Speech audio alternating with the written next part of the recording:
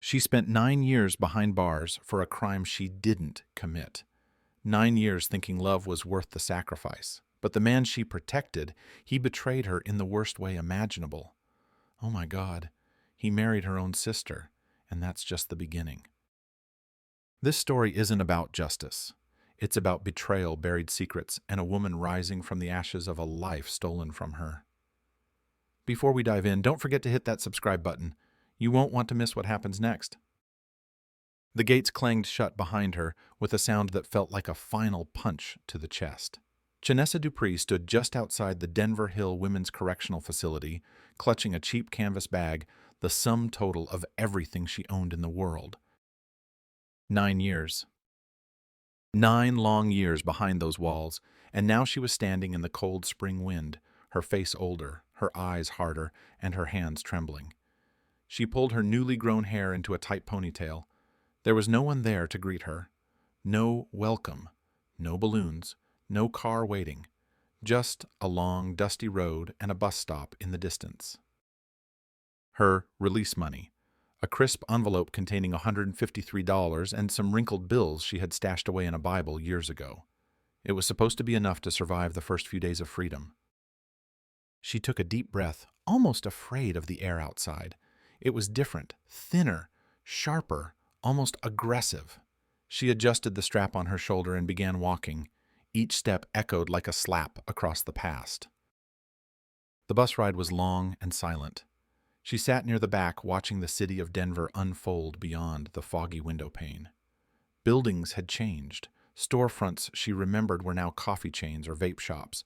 Everything had moved on without her. But when the bus crossed into Mont Bellow, her neighborhood, it was like time stopped. The same broken sidewalks, the same boarded-up windows, the same rusted swing set at the park where she and her sister used to play as girls. No gentrification here. Mont Bellow had been forgotten. When the bus screeched to a stop near the old Safeway, Chanessa got off. Her boots crunched against gravel as she walked the path she once knew by heart, past the old laundromat, past the corner where she had kissed Leroy Winters for the first time, past the school fence still bent from that one fight she got into at 16. Then she was there. Her Aunt Beverly's house. It looked smaller now, the paint even more faded than in her memory. But it was familiar. It was safe. And it was the only place left in this world where she could knock without fear. 3 knocks, just like she used to do as a kid. The door creaked open. And there she was, Aunt Beverly. Her silver braids neatly tied her eyes wide with emotion. My goodness, my girl. They embraced tightly. Chanessa's breath hitched against the scent of vanilla cookies and lavender soap. It was the scent of home, the scent of childhood, the scent of a life before prison. You come in now. You must be starving. I made your favorite stew. Inside, the house hadn't changed. Same floral wallpaper, same creaky floorboards, same photo frames, except now they were dustier, older. Chanessa sat at the old wooden table she hadn't seen since her early 20s. You've lost weight, Aunt Beverly said softly, piling food onto her plate. We're going to have to fatten you up. Chanessa tried to smile. The warmth, the food, the smell of onions and thyme, it almost made her believe she could start over. Almost. But then the words came. Shan, I didn't want to write it in my letters. I didn't want to upset you. Chanessa froze, the spoon halfway to her lips. Leroy. Her stomach flipped. The name alone made her want to vomit. He, what, she asked, voice low, trembling. Aunt Beverly hesitated, then said it. He married Tamika. Silence, thick, crushing, impossible. What? Chanessa whispered. They live together now, in your mother's old house, in Whittier Park. They've got a little boy, 2 years old. Oh my God! Her heart stopped. 9 years. 9 years she sat in that cell, thinking of Leroy, believing the lies he whispered before she took the fall. He said he'd wait. He said they'd start fresh. He said... Now he was with her sister. Her baby sister Tamika was only 21 when Chanessa was arrested. When she managed to ask, 3 years ago, after your mother died. She couldn't breathe. Her mother, she hadn't even known. They hadn't told her. Heart attack, Beverly added, gently placing a hand on hers. They thought it was better not to say, afraid you might hurt yourself. Tears rolled down Chanessa's cheeks silently. Her mother, gone. Leroy, married to Tamika, a son that wasn't hers, a house that wasn't hers, a life that was supposed to be hers, all gone. What about my dad? She asked, trying to shift the weight of grief. Aunt Beverly scoffed. Still drunk at that same bar on East 34th. Still shows up to church sometimes if he remembers what day it is. Of course, some things never change. You can stay here, her aunt said softly. As long as you need. Couch pulls out. It's not the Hilton, but it's yours. Thank you, Chanessa whispered. She didn't sleep much that night. She lay on the old couch, staring at the ceiling, playing every memory of Leroy over and over like a broken film reel. She remembered the police bust, the gun, the stolen money. The way Leroy cried, begged her to take the charge because she had no record. Said she'd get probation. Said he'd wait. Then the judge said 9 years, and Leroy vanished. Now he was a husband, a father, living in her mother's house with her sister. And Chanessa, she had $153 a criminal record and a stew-filled stomach turning with rage. But this wasn't over. She was going to see them. With her own eyes. The next morning the world looked the same, but Chanessa was not the same woman who had walked out of prison the day before. She got dressed slowly, tying her shoes with deliberate focus, her thoughts loud and relentless. Leroy, Tamika, a child, her mother's house, the one with the blue shutters, the rose bushes, the crack in the driveway, the house she thought would be hers one day, the house where she spent every birthday, every Christmas, every damn summer barbecue. Now it belonged to them. She couldn't breathe just thinking about it. But she had to see it. She had to see them. After a quiet breakfast and a hug from Aunt Beverly, Chanessa walked toward the bus stop with fire in her veins. The bus ride to Whittier Park was short, but it felt like forever. Her hands were sweating. Her heart pounded so loud she swore people on the bus could hear it. When she reached 36th Avenue, her legs nearly buckled. The house looked almost exactly the same. Same blue shutters, same rose bushes a little overgrown now, same stupid crack in the driveway. But everything else different. The air, the aura, the silence. It was no longer hers. She stood across the street for nearly 10 minutes just staring. Then she crossed. 3 steps, 1 breath. Her finger hovered over the doorbell. Ding dong. Footsteps. And then the door opened. Tamika. Oh my God. That was the first thing her sister said. Her voice was barely a whisper. Chanessa could barely recognize her. She was beautiful, smoother skin, long braids tied up high, wearing a silk house robe. Her eyes widened like she'd just seen a ghost. Behind her heavy footsteps. And then Leroy. Still tall, still broad, but older, puffier, grayer, and his eyes still cold, still full of that same smug superiority that once convinced her to ruin her life for him.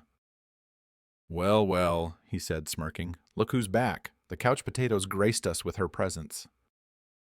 Chanessa didn't flinch. I left, she said flatly. I see that, Leroy replied, crossing his arms. And now what? Tamika looked nervously between the two of them, completely frozen. Can I come in? Chanessa asked. Her voice cracked, but she didn't look away. Leroy scoffed. To my house. That's not your house, she snapped. It was our mother's. She left it to Tamika, he said smugly. It's all legal. We got the paperwork. So no, you can't come in. She clenched her fists so hard, her nails dug into her palms. She had imagined this moment 1,000 times, but not like this. Never this cruel. I want to talk to my sister. Talk then, Leroy said, not moving. Alone. There's no secrets in my house, he sneered. Whatever you want to say, you can say in front of me. Then from deep inside the house a child cried out. Tamika flinched. She looked from her husband to her sister, then back again. I'm sorry, Risa, she said softly. I have to go to Jamal. Maybe you can come back tomorrow. Leroy will be at work and we can talk. Work? Janessa raised an eyebrow. He's got a job now. I'm a manager at Target. Leroy interrupted, teeth clenched. Did you think I was still stealing cars? I don't know, Leroy Janessa shot back. I thought maybe you were still a man of your word. Guess I was wrong. That hit something. His face darkened. That flash of danger in his eyes, she remembered it well. Get out of here, he growled. You're not welcome. Leroy Tamika started. Shut up and go tend to your son, he barked.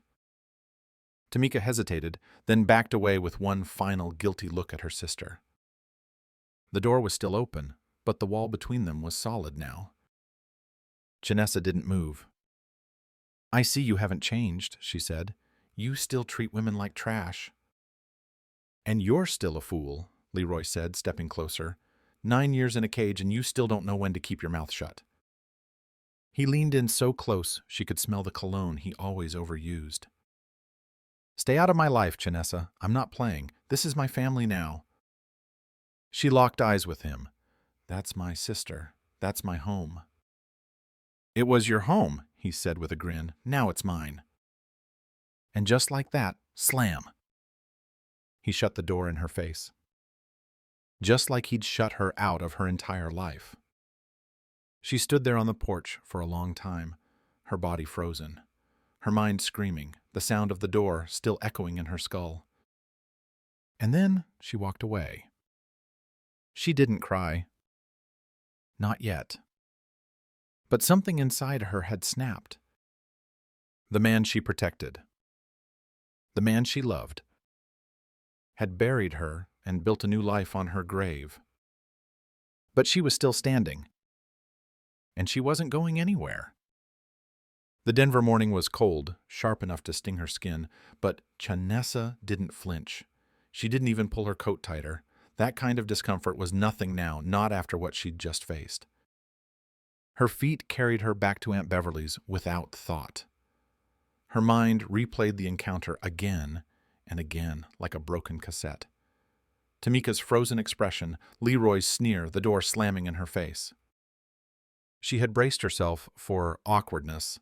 She hadn't expected to be treated like a stray dog. She spent the rest of that day in silence. Aunt Beverly gave her space, didn't ask questions, just left a hot cup of tea on the nightstand and quietly shut the door. But Janessa didn't sleep. She lay on the pull-out couch staring at the ceiling, her hands clenched in fists on her stomach, her jaw tight, her eyes refusing to close. How could Tamika, her own sister?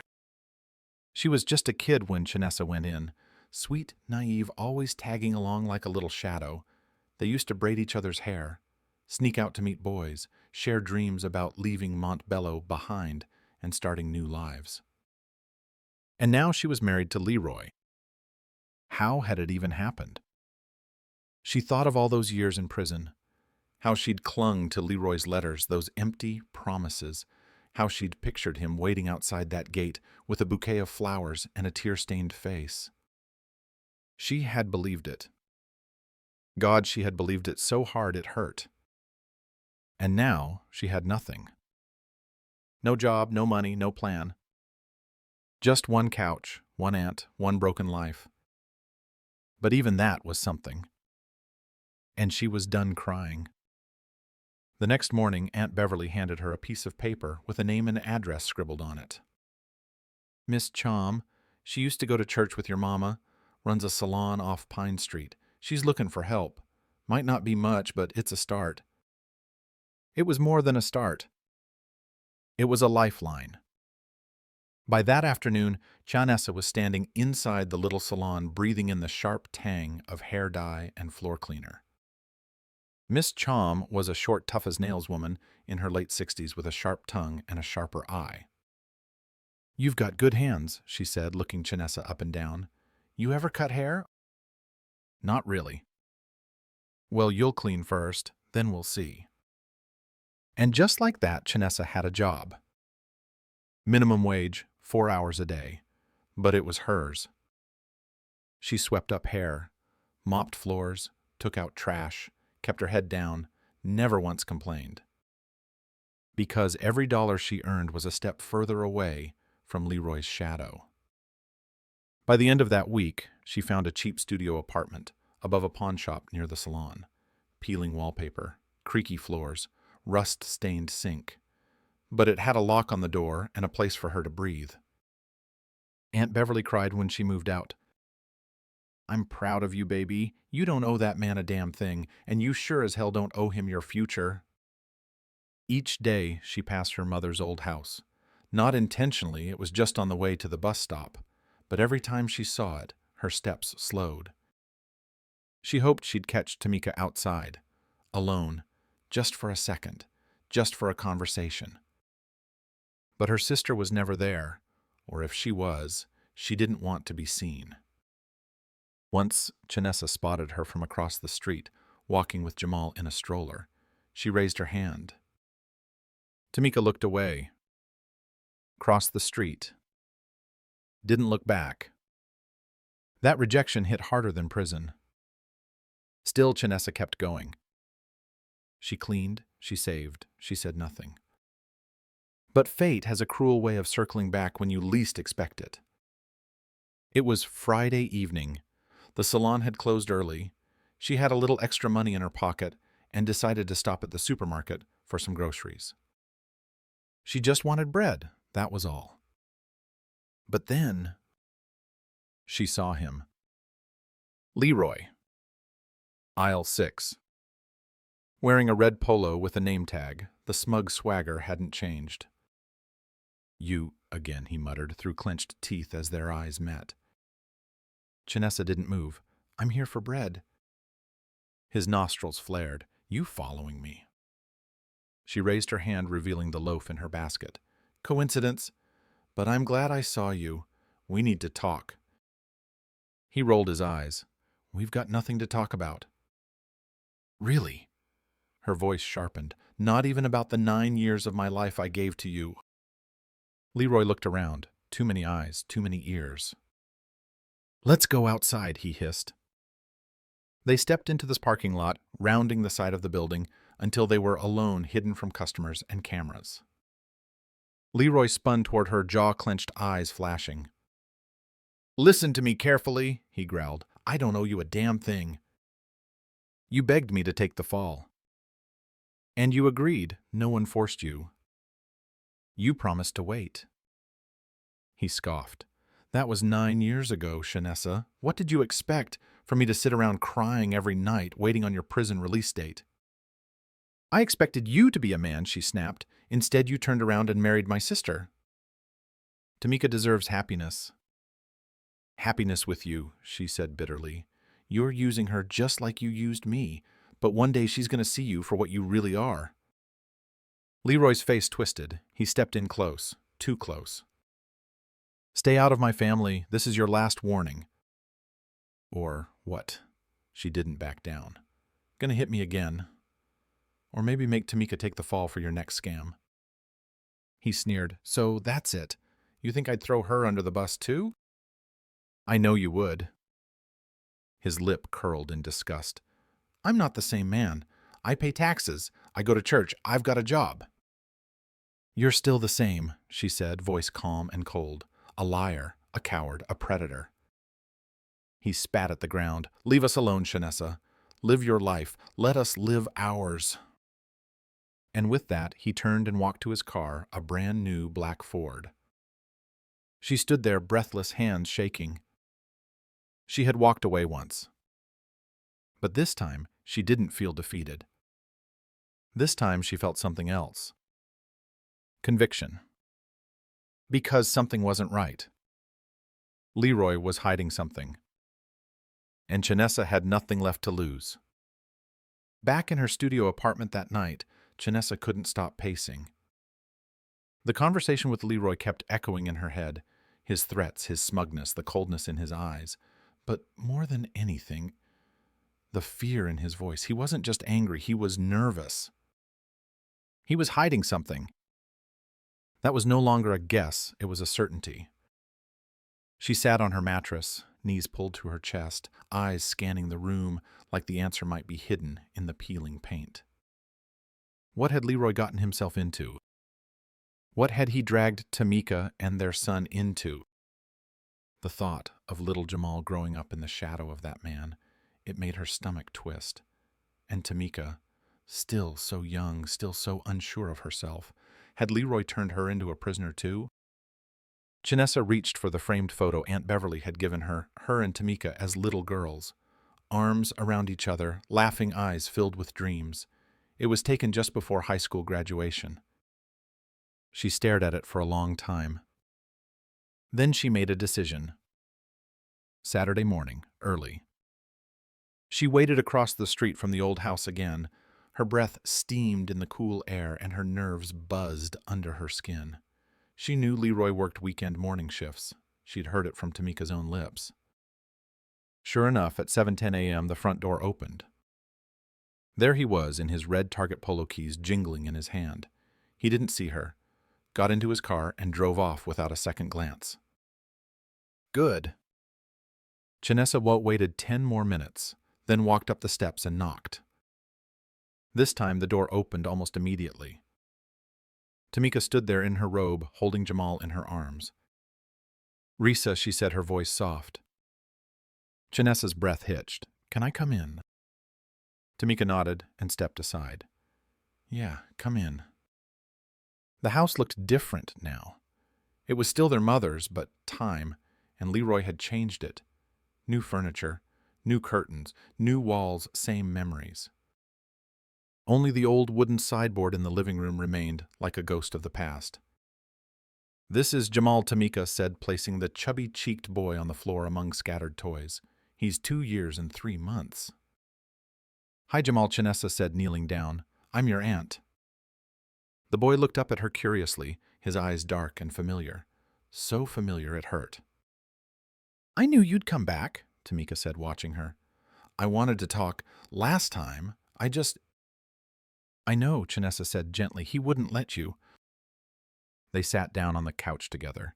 The silence between them was thick, but not hostile. "I need to ask you something," Chanessa began. "Is he hurting you?" Tamika looked down. "He has a temper," she admitted, "but he doesn't hit me, not like that." "But you're scared of him," Chanessa pressed.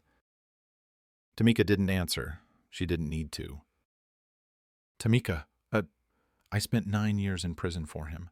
9 years of my life gone. He didn't even come to my trial, and now he's with you. You're my sister. How could you let that happen?" Tears welled in Tamika's eyes. "I didn't mean for it to happen. At first he just came around to check on Mom. Then he started fixing things, helping out. And when she died, I was alone. He was there. He supported me." "And then he used you," Chanessa whispered. "I don't know," Tamika said, her voice trembling. "Sometimes I think I love him, but sometimes I'm scared of what he's capable of." Chanessa took her sister's hands. "Then leave him. I'll help you." Tamika shook her head quickly. "No, I can't. Jamal, he'll never let me take Jamal. He'd kill me first." "Then we'll take him together. We'll go somewhere he can't find us." "I don't know," Tamika Chanessa said firmly. "You have to want this. You have to want out." Tamika sat silently for a long time, then whispered, "Give me some time to think." "Of course," Chanessa said. "Just know, I'm here now, and I won't let him hurt you." They spent the next 2 hours talking like sisters again. They shared stories about Mom, about Aunt Beverly, about the past. Tamika admitted she had tried to visit Chanessa in prison once, but Leroy refused to help, said it was a waste of time and money. Chanessa tried not to cry. When she stood to leave, she hugged Tamika tightly. "I'll come back," she promised. "When he's not around, we'll catch up on everything." And for the first time in a long time, she felt something in her chest that wasn't pain. She felt hope. But fate wasn't finished with her yet. That evening, as she walked home from the laundromat, a flash of red caught her eye in the supermarket parking lot. Leroy's car. She was about to keep walking. Then she saw him. He wasn't alone. He was talking to a man tall, wiry, with long dreadlocks tied in a ponytail and a short beard. They were clearly arguing. The man was pointing, gesturing wildly. Leroy shook his head, then pulled something from his jacket pocket. An envelope. Cash. The man snatched it, flipped it open, started counting, then said something sharp that made Leroy stiffen. It didn't look like a friendly chat. It looked like a deal. A very tense deal. Chanessa stepped back into the shadows, watching, heart racing. The man clapped Leroy on the shoulder, then walked off toward a beat-up Chevy. Leroy stood alone under the glow of the parking lot lights, his jaw tight, his eyes twitching. Not satisfied, not calm. Scared. Whatever he was into, it wasn't clean. And he was in way over his head. That night, Chanessa couldn't sleep. She kept picturing that envelope, that man's face, Leroy's hands shaking. He hadn't changed. He was still in the game. And now Tamika and Jamal were in the blast zone. But what was he hiding? Who was that man? And how long before this ticking time bomb exploded? She stared at the ceiling, eyes wide, body tense.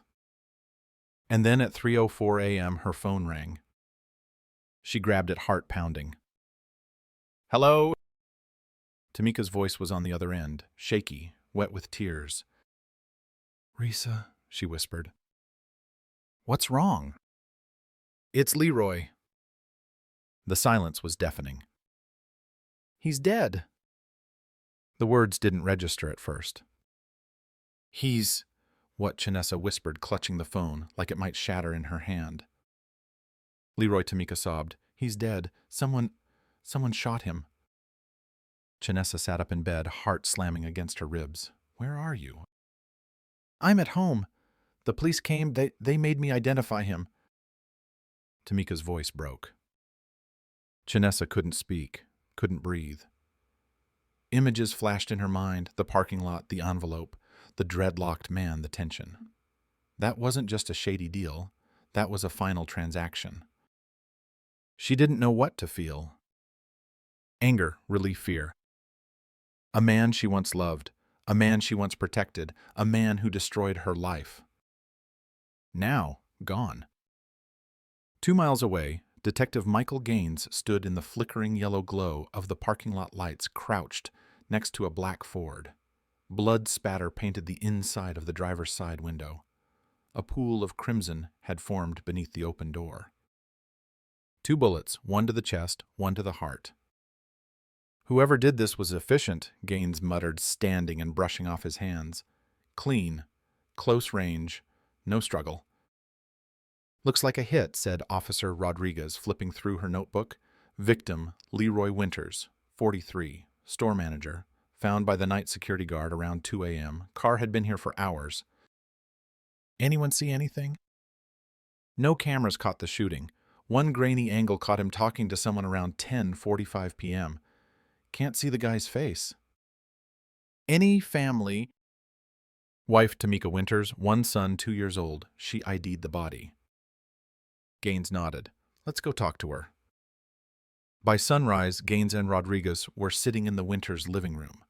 Tamika looked like a ghost, tear-streaked, hollow, barely able to speak. Next to her sat Aunt Beverly, arms crossed protectively. "Mrs. Winters," Gaines said gently, "we need to ask a few questions."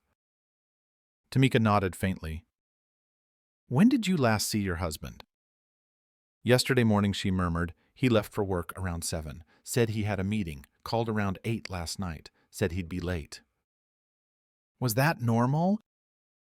Lately, yes. He was always working late. Said he had meetings with suppliers. But, she paused. But Gaines pressed. He came home smelling like perfume, women's perfume, and sometimes alcohol. Gaines and Rodriguez exchanged a glance. Do you think he had a mistress? Tamika hesitated. I think so, but I never caught him. Did he have any enemies? Anyone who might have wanted him dead? Before Tamika could answer, Aunt Beverly cleared her throat. Ask his first wife, she said bluntly, Chanessa Dupree. She just got out of prison a week ago. Gaines raised an eyebrow. Dupree. The one who did time for armed robbery. That's her, Beverly said. She did 9 years for a crime he committed. When she got out, she found out he'd married her sister. She nodded toward Tamika. Gaines blinked slowly. Well, that changes everything. An hour later, Gaines knocked on the door of a worn-down third-floor studio apartment in Mont Bellow. The door opened almost instantly. Chanessa stood in the doorway, arms crossed, her face unreadable.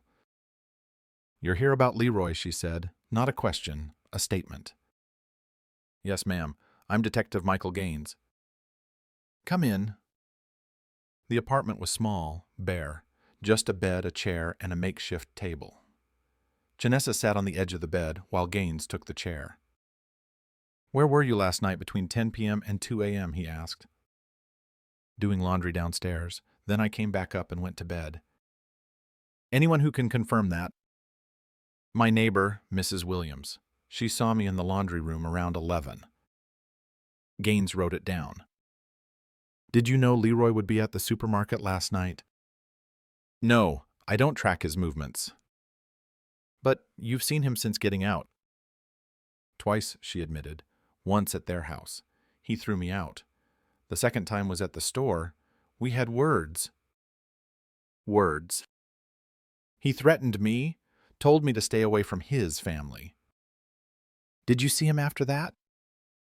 Chanessa hesitated. I saw him, but he didn't see me. I was walking home. I saw him in the parking lot with a man, dreadlocks, beard. They were arguing. Did you recognize the man? No. Gaines leaned in. Ms. Dupree, I need to ask, did you kill Leroy Winters? She looked him dead in the eye. No. No, I didn't. Her voice didn't shake, her hands didn't tremble. But I won't lie to you, Detective, she added. I'm not sorry he's gone. Back at the station, Rodriguez dropped a thick file on Gaines's desk. Leroy Winters, she said, not exactly a saint. The file showed years of suspicion, thefts, robberies, illegal dealings. But every case mysteriously collapsed. Witnesses disappeared, evidence lost.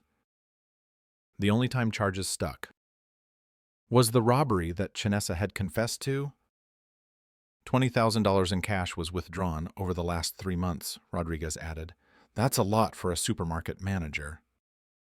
Gaines frowned. Where did it go? No idea. Wife didn't know about it. Money's not in the house. Check his phone records, messages, find out who he's been talking to. Rodriguez paused. Oh, and that security footage from the night of the murder. Yeah. It shows him meeting with a man, long dreadlocks, tall, lean build, just like Chanessa described. Gaines narrowed his eyes. Find him. But Chanessa didn't wait for the cops. She knew Leroy, knew his patterns, knew his people. And she knew one thing with absolute clarity. This wasn't just a messy relationship drama. This was criminal. Someone had wanted Leroy dead. And she was going to find out who, not for revenge, but to protect the only thing that mattered now. Tamika. And little Jamal. It didn't take long to find him. Mont Bellow wasn't big. Everyone knew someone who knew someone, especially when it came to shady business. Chanessa made a single phone call to an old friend from her teenage years, someone who owed her a favor, and by the next morning she had a name. Doan Mills. Mid-30s, former inmate, known around the neighborhood as slick dangerous and always looking for the next big hustle. Word on the street was that he and Leroy had a falling out. Something about money. Something about betrayal. She also got an address. And a number. By noon, she was sitting on a bench at City Park, the bag of Leroy's hidden money beside her, nearly $20,000 in rolled bills she'd found under Tamika's refrigerator. Along with it a note with Dowan's name on it. She didn't plan to keep the money. She planned to use it as bait. At 200 sharp, she spotted him, tall, wiry dreadlocks pulled back, eyes scanning the park, like a man always looking for threats. "Dowan," she called. He paused, turned. "You Chinessa?" he said cautiously. "I'm the wife," she replied, "not the sister." He narrowed his eyes. "You have it." She lifted the bag slightly. "I have questions." He sat on the other end of the bench, not too close, glancing again at the bag. "What do you want?" "I want to know why Leroy was killed." Dowan scoffed. "That ain't hard to figure out. Leroy was a greedy bastard, burned the wrong bridge." "Yours?" Dowan hesitated, then sighed. "We had a scheme. At Target. Leroy used his manager credentials to order expensive electronics through fake invoices. Big stuff. TVs, laptops, tablets. None of it went to the store. It went to us. I sold it on the side. We split the cash. And it worked." For a while, Dawan admitted, "We pulled in close to $100,000, but then Leroy got stupid." He clenched his jaw. "He wanted it all. Started moving behind my back, took out 20 large to buy a fake ID, passport tickets to Mexico. He was going to vanish, just disappear." "What about Tamika Jamal?" Dowan shook his head. "Please, he was going to leave them the same way he left you, dumped and broke." Chinessa's stomach twisted. "I found the money," she said quietly. "Under the fridge. And your name." "Yeah." "He paid me $5,000 to get the fake documents. But when I heard he was planning to cut me out, I held on to them. Told him no deal until I got my full share." "And that's why you killed him?" Dewan's eyes flashed. "No," he snapped. "I'm not an idiot. I didn't shoot him in a public parking lot with cameras all around. Yeah, I was pissed. But I walked away. Last time I saw him alive, he was breathing just fine." Chinessa studied him. His voice was steady. No tremor. No shifting eyes. He wasn't lying. "But someone did kill him," she said. "Yeah, and if it wasn't me, then who?" There was silence for a moment. Then Dowan said it. "I saw Tamika with him, the day before he died." Chinessa blinked. "You what?" "They were in his car, arguing, loud. I walked past them at the gas station. She was yelling. I mean furious. I'd never seen her like that. She was pointing, crying, screaming at him." Chinessa's heart pounded. "She wouldn't—" "You sure?" Dawan said. "People do things when they're hurt, when they've been lied to." "She's not like that," Chinessa whispered. He gave a small sympathetic shrug. "Neither were you, until you spent 9 years behind bars." He looked at the bag again. "You keeping it?" "I don't want blood money," she said. "Then consider it compensation for the years Leroy stole." He stood to leave, then turned back. "If you see Tamika, tell her I don't blame her. Hell, maybe she did us all a favor." That night, Chinessa sat in her apartment staring at the bag of money under her bed. Could it be true? Could Tamika, quiet, frightened, heartbroken Tamika, have pulled the trigger? The thought made her sick, but the evidence, it kept building. She was angry, she had motive, she was there. Could that rage, that betrayal, that fear have been enough? Chinessa couldn't sleep. Again. And by morning, her world shattered all over again. A knock on the door. Detective Gaines. He looked different now, not suspicious, just tired. "We found the weapon," he said. Janessa's heart dropped. A 9mm Glock dumped 2 blocks from the crime scene. She didn't speak. "Your sister's fingerprints are on it." Silence. "And we have security footage, blurry, but it shows a woman matching her build walking away from the scene right around the time Leroy was killed." Janessa felt the floor vanish beneath her. "No," she whispered. "That can't be." "I'm on my way to her house now," Gaines said gently. "I thought you might want to come." The drive to Tamika's house was silent. Detective Gaines kept his eyes on the road, his face unreadable. Janessa sat stiffly in the passenger seat, her mind spinning, heart pounding, stomach clenched like a fist. Tamika. No, it didn't make sense. She wasn't violent, she wasn't ruthless, she wasn't... But people change. And sometimes, love turns into something darker. "I spoke to Dewan," Janessa finally said, breaking the silence. "He said Leroy was planning to disappear. New identity, passport money, the works." Gaines nodded. "Makes sense. 20,000 in cash withdrawals, sketchy deals, and the man was definitely hiding something.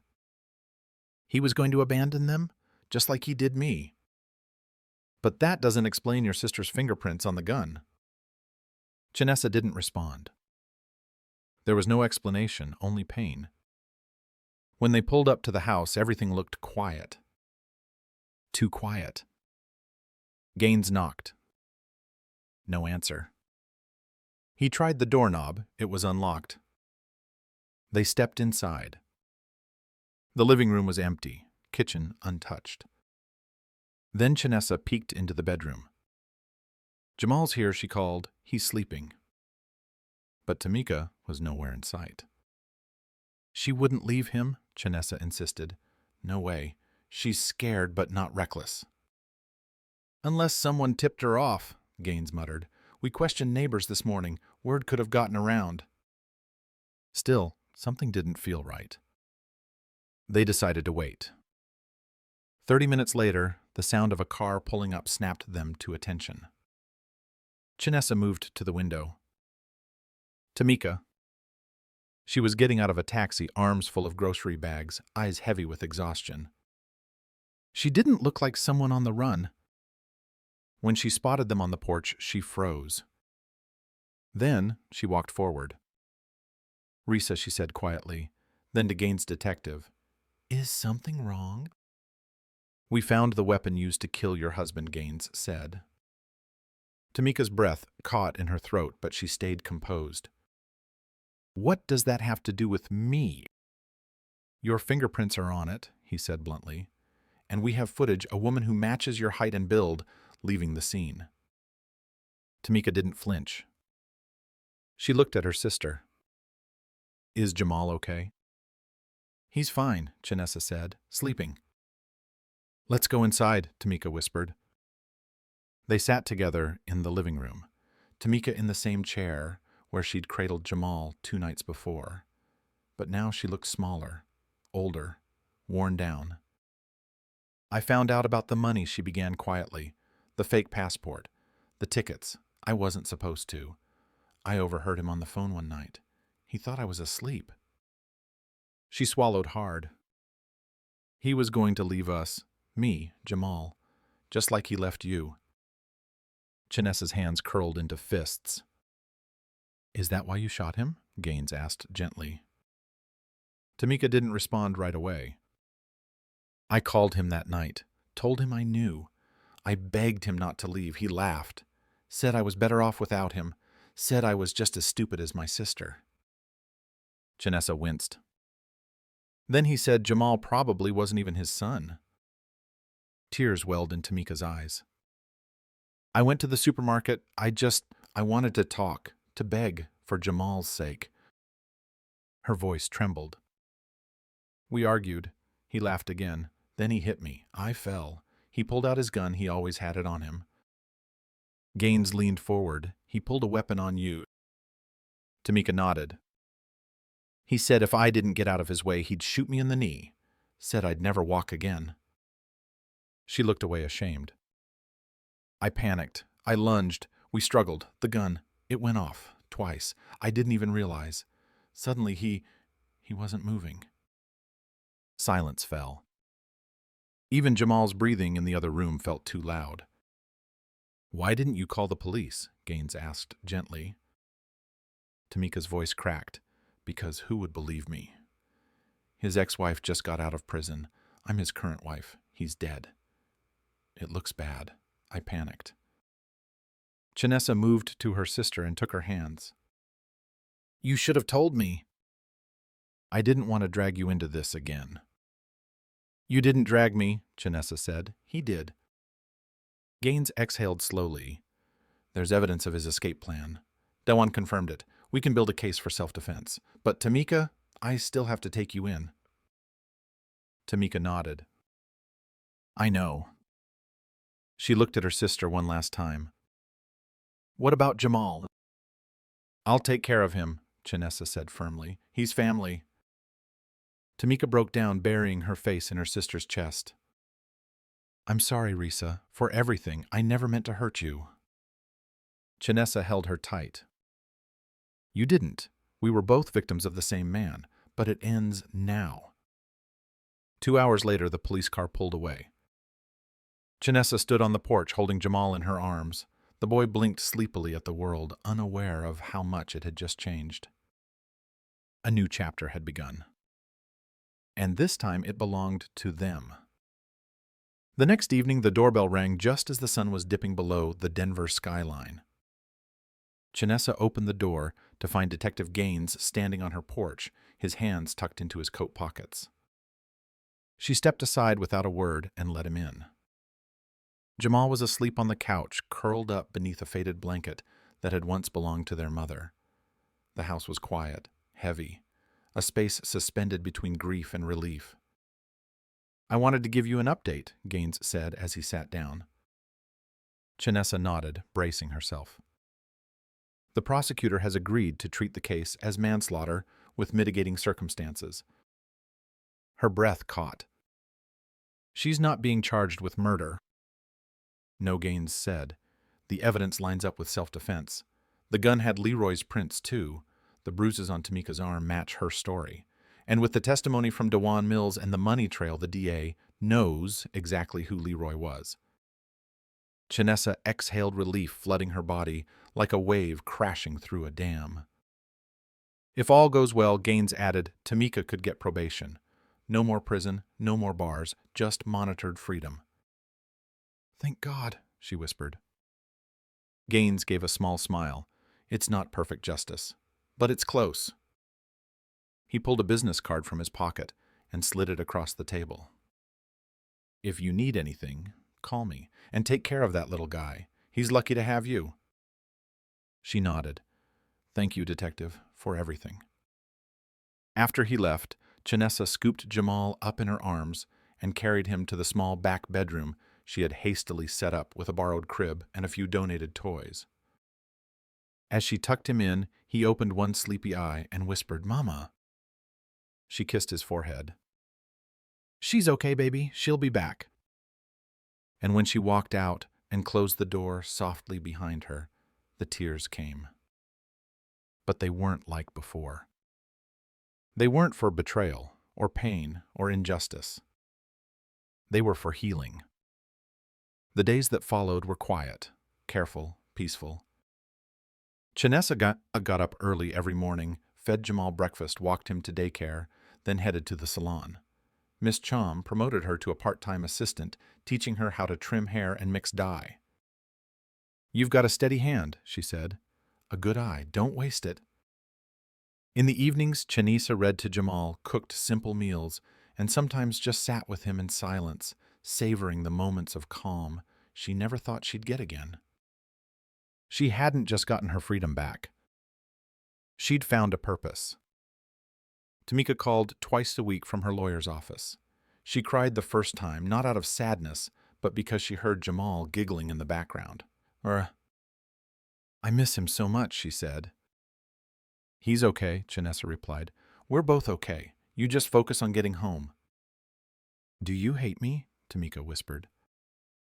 No, Janessa said. I hate what he did to us, but I don't hate you. Tamika sniffled on the other end. I don't deserve you? We're family, Janessa said. That's not about what we deserve. It's about who's still standing when everything falls apart. 2 months later, Tamika walked out of county court with a 2-year probation sentence and mandatory counseling. No handcuffs. No jail. Just a second chance. And Janessa was waiting on the courthouse steps, Jamal in her arms. They held each other for a long time. Not as broken sisters, but as survivors. That night, as the three of them sat around a tiny kitchen table eating macaroni and cheese from mismatched bowls, Jamal broke the silence with a loud, unexpected giggle. The sisters looked at each other and laughed for the first time in what felt like years. There were still scars. Still nights when sleep came hard. Still memories that wouldn't fade. But there was light again. The $20,000 to $1,000. Leroy had hidden beneath Tamika's fridge. It paid for a new apartment, a reliable car, and a savings account in Jamal's name. Janessa never touched a dollar for herself. Not because she didn't deserve it, but because she was building something bigger now. Something real. On a quiet Sunday morning, Janessa stood alone in the backyard, coffee in hand, watching Jamal chase butterflies in the garden. She thought of her mother, of her 9 stolen years, of Leroy's lies. And then she let it go. She had survived prison, survived betrayal, survived the kind of heartbreak that cracks bones and shatters souls. And somehow she was still here, still breathing, still standing, and finally free.